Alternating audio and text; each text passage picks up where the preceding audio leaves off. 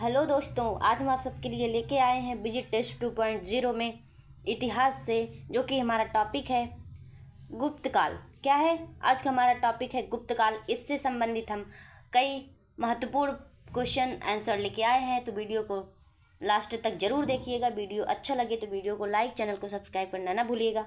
तो चलिए चलते हैं सबसे पहले अपने क्वेश्चन पे। तो यहाँ पे हमारा क्वेश्चन क्या है, गुप्त राजवंश का प्रथम शासक कौन था। तो दोस्तों कहेंगे जो गुप्त राजवंश का प्रथम शासक था वह श्रीगुप्त था। कौन था? श्रीगुप्त था।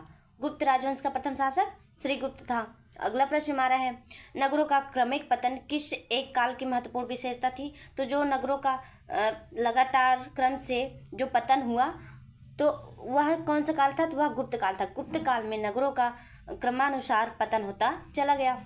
अगला प्रश्न हमारा देखेंगे, प्राचीन भारत में किस वंश का शासनकाल स्वर्ण युग कहा जाता था।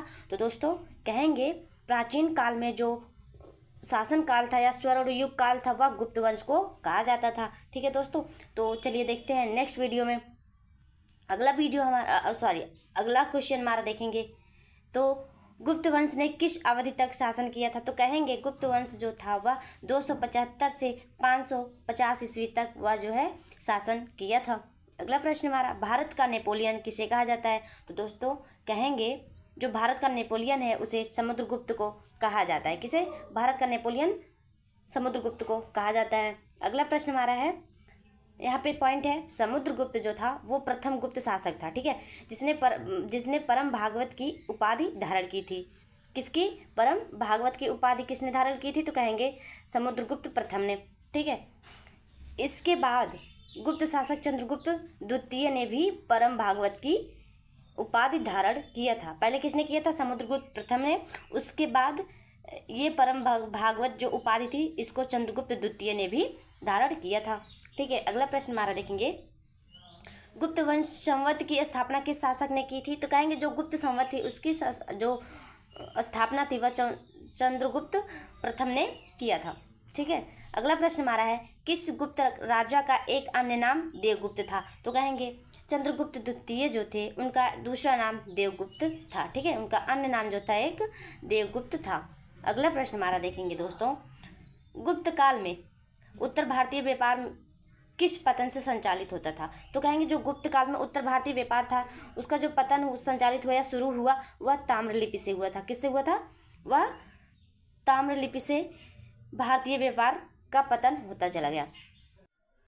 इलाहाबाद स्तंभ अभिलेख प्रयाग प्रशस्त, ठीक है, से स्तंभ समुद्रगुप्त के शासनकाल तथा सैन्य अभियान के विषय में जानकारी मिलती है। ठीक है, जो इलाहाबाद में स्तंभ अभिलेख था जो कि प्रयाग प्रशस्ति है उससे जो है समुद्रगुप्त के शासनकाल या सैन्य अभियान के विषय में जानकारी मिलती है। अगला प्रश्न हमारा है, किस गुप्त शासक ने सर्वप्रथम सिक्के जारी किए थे। तो कहेंगे चंद्रगुप्त प्रथम ने सर्वप्रथम सिक्के जारी किए थे। दिल्ली की कुव्वत उल इस्लाम मस्जिद के प्रांगण में स्थित प्रसिद्ध लौह स्तंभ किसकी स्मृति में बनाया गया है। तो कहेंगे चंद्रगुप्त विक्रमादित्य। ठीक है, चंद्रगुप्त विक्रमादित्य या चंद्रगुप्त द्वितीय की स्मृति में यह जो है लौह स्तंभ बनाया गया था। अगला प्रश्न हमारा है, किस शासक को शक विजेता कहा जाता था। तो कहेंगे जो चंद्रगुप्त द्वितीय था उसको क्या कहा जाता था? उसी को शक विजेता कहा जाता था। गुप्त काल में अपनी आयुर्विज्ञान विषयक रचना के लिए कौन प्रसिद्ध था। तो कहेंगे सुश्रुत। सुश्रुत जो था वो अपनी रचना, उसकी रचना थी आयुर्विज्ञान। ठीक है, इसके विषय में वह प्रसिद्ध था। अगला प्रश्न है हमारा, यहाँ पे देखेंगे कुछ गुप्त शासकों की प्रमुख उपाधियाँ। ठीक है, तो यहाँ पे देखेंगे, यहाँ पे इस साइड शासक का नाम दिया है और यहाँ पे उनकी उपाधियाँ हैं। तो देखेंगे पहला क्या है, श्रीगुप्त। तो श्रीगुप्त को कौन सी उपाधि मिली थी, प्राप्त हुआ था। तो उनको आदिराज और महाराज की उपाधि प्राप्त हुई थी। और दूसरा हमारा समुद्रगुप्त, तो समुद्रगुप्त को पराक्रमांक की उपाधि मिली थी। तीसरा है हमारा चंद्रगुप्त। ठीक है, चंद्रगुप्त द्वितीय, तो चंद्रगुप्त द्वितीय को जो है विक्रमादित्य या विक्रमांक की उपाधि मिली थी। अगला हमारा स्कंदगुप्त। ठीक है, स्कंदगुप्त की जो थे उनको जो उपाधि मिली थी वह थी शक्रादित्य या शक्रोपन। क्या है, शक्रादित्य या शक्रोपम या स्कंदगुप्त को यह उपाधि मिली थी। अगला हमारा कुमारगुप्त। ठीक है, कुमारगुप्त को कौन सी उपाधि मिली थी, तो कहेंगे महेंद्रादित्य। क्या है, महेंद्रादित्य। चंद्रगुप्त प्रथम को कौन सी उपाधि मिली थी, तो दोस्तों कहेंगे महाराजाधिराज की उपाधि चंद्रगुप्त प्रथम को मिली थी। ठीक है, तो अगला प्रश्न चलते हैं, गुप्तकालीन स्वर्ण मुद्रा को क्या कहते हैं। तो जो गुप्तकाल की स्वर्ण मुद्राएं थी उनको दिनार कहा जाता था। क्या कहा जाता था, दिनार। अगला प्रश्न हमारा, चंद्रगुप्त के 9 रत्न में से कौन फलित ज्योतिष से संबंधित था। तो उसमें से जो छड़पड़क थे, छपड़क क्या थे, छपड़क, वो जो थे चंद्रगुप्त के 9 रत्नों में से फलित ज्योतिष से संबंधित था।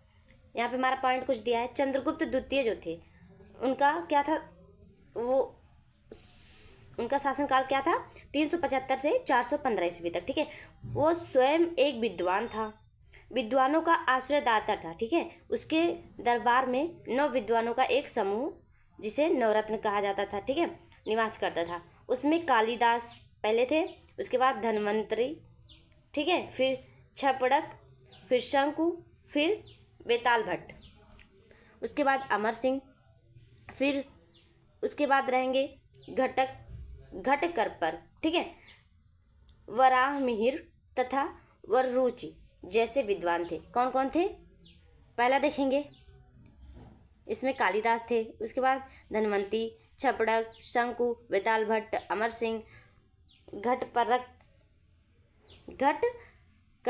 ठीक है, वराहमिहिर तथा वररुचि जैसे विद्वान कहाँ पे थे, तो कहेंगे चंद्रगुप्त द्वितीय के दरबार में यह नवरत्न थे। शक एवं गुप्त संवतों से के मध्य कितना अंतर है, तो कहेंगे 242 वर्ष। ठीक है, 242 वर्ष का अंतर है गुप्त संवतों के मध्य। गुप्तकालीन रजत जिसे चांदी कहा जाता है, ठीक है, मुद्राओं को क्या नाम दिया गया था, तो कहेंगे जो गुप्त काल की रजत थी, जो मुद्राएं थी, चांदी की मुद्राएं थी, उनको रूपक का नाम दिया गया था। अगला प्रश्न हमारा देखेंगे, कुमारगुप्त कालीन मंदसौर अभिलेख में किस श्रेणी का उल्लेख किया गया था, तो कहेंगे जो कुमारगुप्त कालीन मंदसौर अभिलेख था उसमें तंतुवाय श्रेणी का उल्लेख किया गया था। लिच्छवय दौहित्र किसे कहा जाता है, तो कहेंगे समुद्रगुप्त को लिच्छवय दौहित्र कहा जाता था। मध्य प्रदेश के रीवा जिले में स्थित सुपिया का लेख में गुप्त वंश को घटोत्कच वंश कहा गया है। ठीक है, क्या कहा गया है, घटोत्कच वंश कहा गया है। किसे, तो कहेंगे सुपिया के लेख में गुप्त वंश को। अगला प्रश्न हमारा, गुप्त काल की कृषि व्यवस्था का महत्वपूर्ण लक्षण क्या था, तो कहेंगे सामंतवाद का प्रारंभ। ठीक है, अगला देखेंगे हमारा गुप्तकालीन भूमि का वर्गीकरण। ठीक है, तो यहाँ पे जो भूमि थी उसका वर्गीकरण कैसे हुआ है, क्षेत्र, वस्तु, खिल, अपराध और चारागाह। ठीक है, तो जो क्षेत्र था वो किसे कहा जाता था, उसकी भूमि का वर्गीकरण किस रूप में किया गया है, तो जो खेती करने योग्य भूमि थी उसे क्षेत्र कहते थे, और जो निवास करने योग्य भूमि थी उसे वास्तु कहते थे।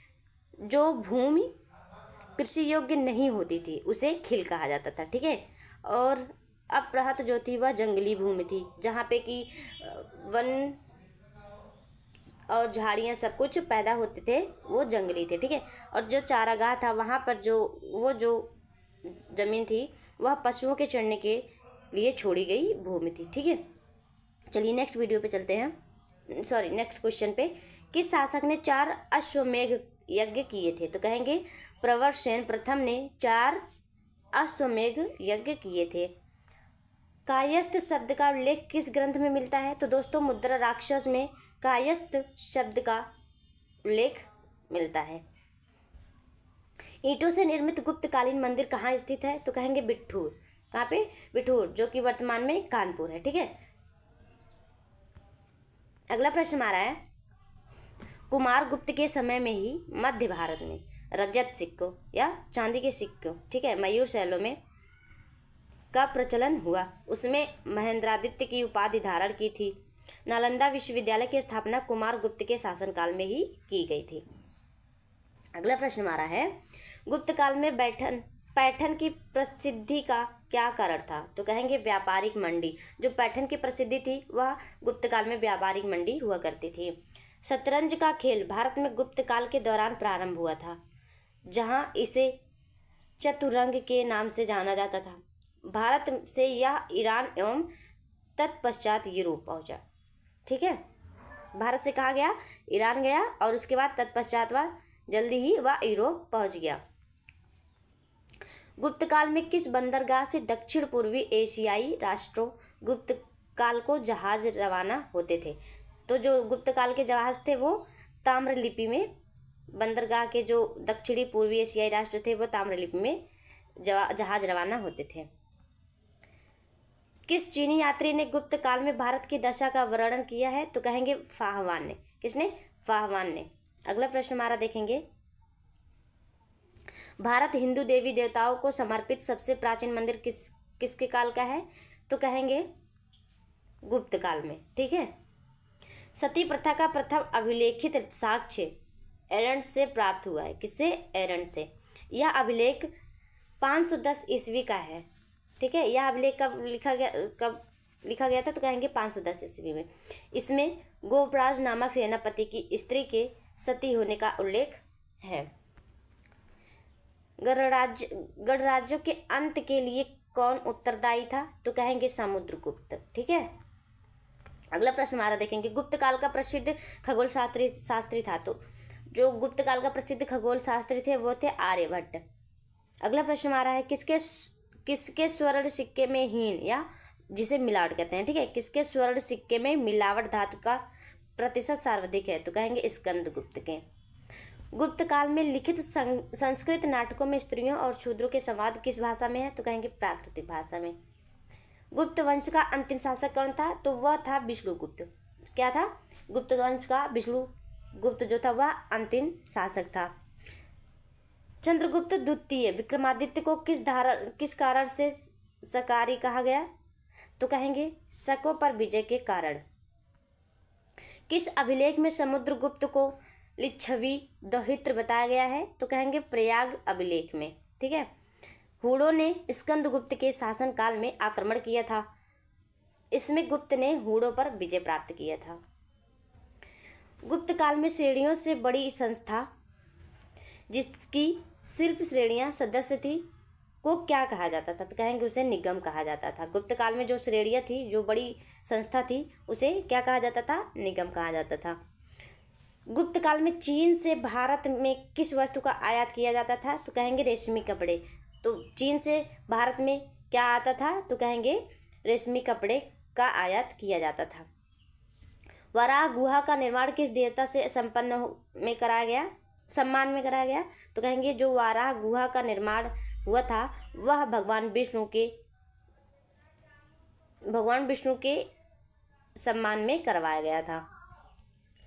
विदिशा के पास उदयगिरी बुद्ध गुफाओं का निर्माण किस काल में हुआ था? तो कहेंगे गुप्त काल में। ठीक है, तो दोस्तों यहाँ पे हमारा जो लास्ट पॉइंट है वह है, कल्हड़ के अनुसार अशोक ने अपने शासन के 7वें वर्ष में कश्मीर को जीता तथा कश्मीर में श्रीनगर की स्थापना की थी। तो दोस्तों आज के लिए इतना ही, मिलते हैं नेक्स्ट वीडियो में नेक्स्ट टॉपिक के साथ।